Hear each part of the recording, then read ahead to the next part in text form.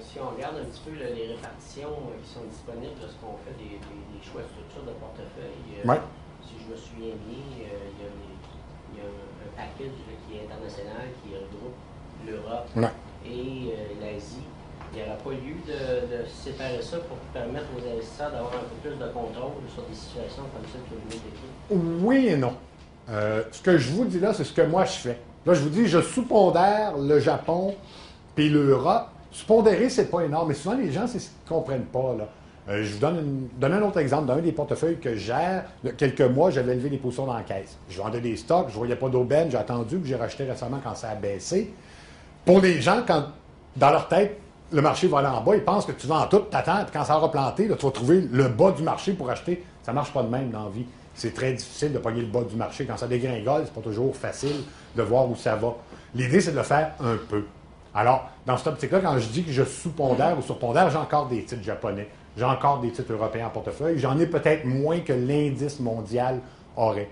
L'idée de séparer tout ça, je ne suis pas contre, mais je pense que pour la grande majorité des investisseurs, ils n'ont pas intérêt à taponner dans ça.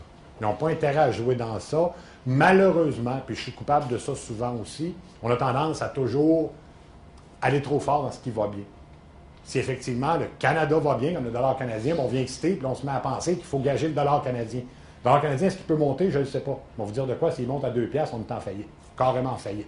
Alors, le dollar canadien, il peut encore monter un peu, là, mais vous regardez l'industrie des pâtes et papiers. On est passé de 60 sous à 1 piastre, l'industrie est disparue de la map.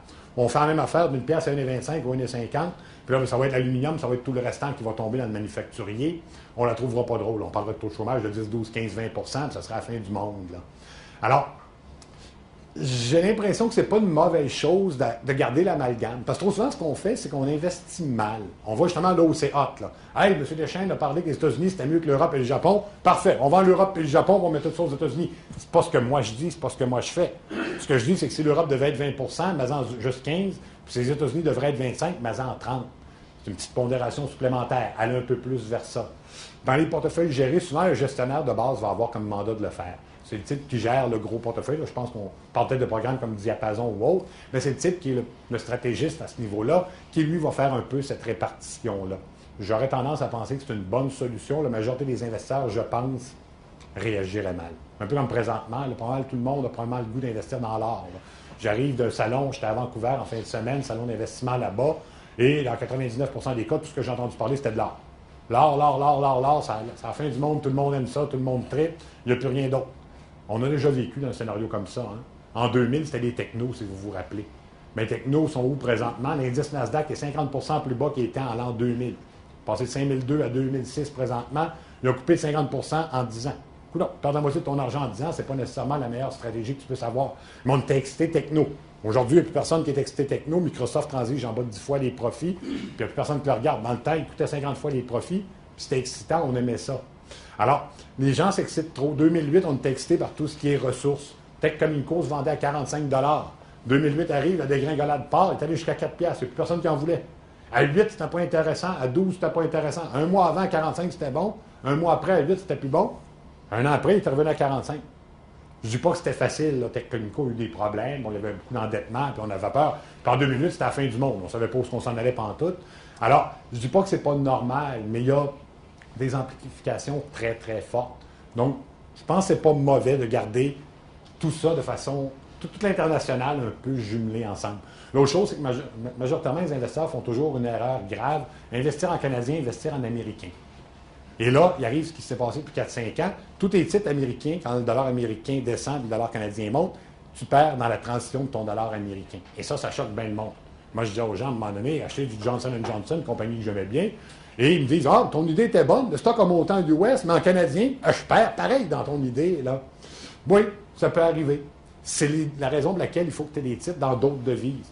Si tu as justement un Johnson & Johnson américain, tu as un Canon japonais, puis que tu aurais, exemple, un Novartis qui vient de la Suisse, bien, quand le dollar américain baisse, il faut que le franc suisse ou l'euro ou le yen monte et vice-versa. Donc, si tu as une distribution de ton portefeuille dans plusieurs devises différentes, tu vas avoir un équilibre. La baisse du dollar américain ne sera pas tannante. La baisse ou la hausse, dépendant de quelle position que tu es, ne sera pas dérangeante. Donc, je pense que c'est quand même bon que les gens gardent une bonne exposition. L'autre chose, je suis en train de parler d'économie. En termes financiers, en termes de compagnie, ça va beaucoup mieux. En fait, ce qui est particulier sur la planète présentement, les gouvernements sont endettés comme c'est pas imaginable, comme ça n'a pas d'allure. Les particuliers aux États-Unis, même au Canada, on est endettés comme ça n'a pas d'allure. Mais les entreprises vont extrêmement bien. Les entreprises, pour celles qui ont passé à travers la crise de 2008, ont fait un gros ménage. En anglais, on dit qu'ils sont devenus lean and mean. Ils sont rendus agressifs, prêts à travailler, prêts à faire de la business. Et ils ont des niveaux d'encaisse présentement supérieurs à ce qu'on a vu depuis 30 ans du côté du S&P 500 aux États-Unis. Alors, ils ont du cash, ils ont moins de dettes qu'avant. La vie va bien avec les compagnies. Alors, même si j'aime pas beaucoup l'Europe comme économie, ni le Japon, je continue d'avoir des investissements là parce que les entreprises sont diablement pas chères à acheter présentement. Alors, c'est un peu la dichotomie où on est de façon générale dans le marché. Le marché n'est pas cher. Présentement, le marché, en termes de ratio court-bénéfice, je reviendrai peut-être plus tantôt, de façon plus bas des 25 dernières années. Donc, le marché n'est pas cher. La grande question, c'est est-ce que l'économie va tenir? Si l'économie peut tenir à flot, disons, aux États-Unis, on parle, le Fonds monétaire international, hier, sortait les chiffres, il révisait de 2,5 à 1,5 la croissance prévue du côté américain, baissait de 2,1 à 1,9 la croissance du côté canadien, baissait un peu la croissance prévue en Chine, mais gardait quand même une croissance. Si on peut avoir une économie comme ça, 1 à 2 de croissance, la bourse est probablement tellement peu chère qu'on va avoir des performances intéressantes. Si on tombe en récession, décroissance économique, moins 1, moins 2 bien, malgré le fait que la bourse ne soit pas chère, on va probablement suivre l'économie et descendre un peu. Mais beaucoup moins qu'on a planté peut-être en 2000 ou en 2008, où là, on était à des niveaux élevés, puisqu'on part de niveaux un peu plus bas.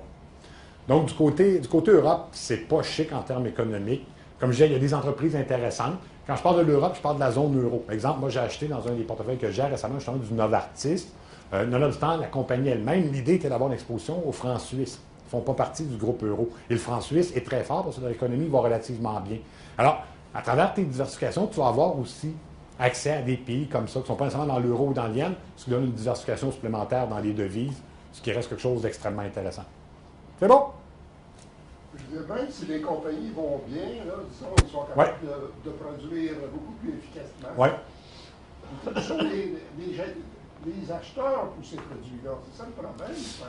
Si l'économie ralentit, il va y avoir moins d'acheteurs, sauf que d'un autre côté, il va y avoir moins de compétiteurs aussi. Si demain matin, des microchips pour mettre dans les téléphones cellulaires ou dans les ordinateurs, on en achète moins, j'aurais tendance à penser qu'un tel qui n'a pas de dette et qui a bien du cash dans les poches va s'en sortir pas pire. J'aurais tendance à penser qu'AMD, qui est tout aussi bon en termes de produits, mais qui est très endetté et qui a moins d'argent dans les poches, pourrait tomber.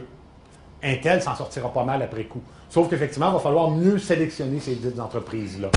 Moi, je vous dirais vite de même, j'aime beaucoup, j'aime en 2008, c'est encore le cas, les entreprises pas trop endettées. De base, c'est un style personnel.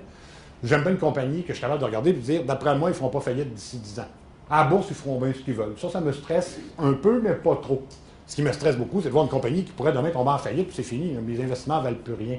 Alors, ils ne sont pas mal pris, mais c'est sûr que si on s'en va en récession, puis comme je disais, si l'économie est faible, puis qu'effectivement les gens veulent moins acheter, ça ne sera pas chic, là. Il n'y aura rien de chic dans les années à venir. Est-ce qu'on va aller en récession? Je crois que non. Et je vous explique pourquoi dans 2 petites minutes.